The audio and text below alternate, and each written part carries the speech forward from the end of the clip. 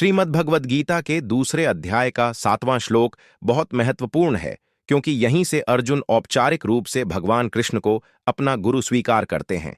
श्लोक: कार्पण्य दोषोपहत स्वभाव पृच्छामि त्वाम धर्म सम्मूढ़ चेता यच्छ्रेयः स्यान्निश्चितम् ब्रूहि तन्मय शिष्यस्तेहम शादिमाम त्वाम प्रपन्नम ई। सरल हिंदी अर्थ: कायरता रूपी दोष के कारण मेरा स्वभाव ढका गया है, मैं भ्रमित हूं और कर्तव्य के विषय में मेरा चित्त मोहित हो गया है। इसलिए मैं आपसे पूछता हूं कि जो मेरे लिए निश्चित रूप से कल्याणकारी हो वह मुझे बताइए। मैं आपका शिष्य हूं और आपकी शरण में हूं, कृपया मुझे शिक्षा दें। विस्तृत व्याख्या भावार्थ: इस श्लोक में अर्जुन की मानसिक स्थिति और उनके समर्पण को दर्शाया गया है। भ्रम और दुविधा: अर्जुन युद्ध के मैदान में अपनों को सामने देखकर मोहग्रस्त हो गए हैं। उन्हें समझ नहीं आ रहा कि युद्ध करना धर्म है या अपनों को बचाना।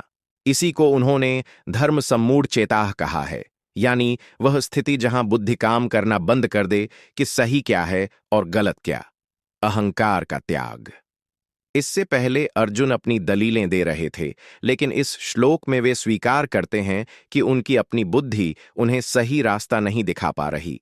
वे अपनी कमजोरी कार्पण्य दोष को स्वीकार करते हैं। शिष्य भाव: यह गीता का टर्निंग पॉइंट है। यहां अर्जुन मित्र के स्तर से ऊपर उठकर शिष्य बन जाते हैं। वे कहते हैं, शाधि मां, मुझे शासन करो, शिक्षा दो। जब तक हम खुद को अज्ञानी मानकर समर्पित नहीं करते, तब तक सच्चा ज्ञान प्राप्त नहीं होता। पूर्ण शरणागति: अर्जुन केवल सलाह नहीं मांग रहे, बल्कि वे श्री कृष्ण की शरण में आ गए हैं। वे चाहते हैं कि कृष्ण उनके लिए वह रास्ता चुने जो केवल प्रिय, जो सुनने में अच्छा लगे, न हो, बल्कि श्रेय, जो वास्तव में उनके हित में हो।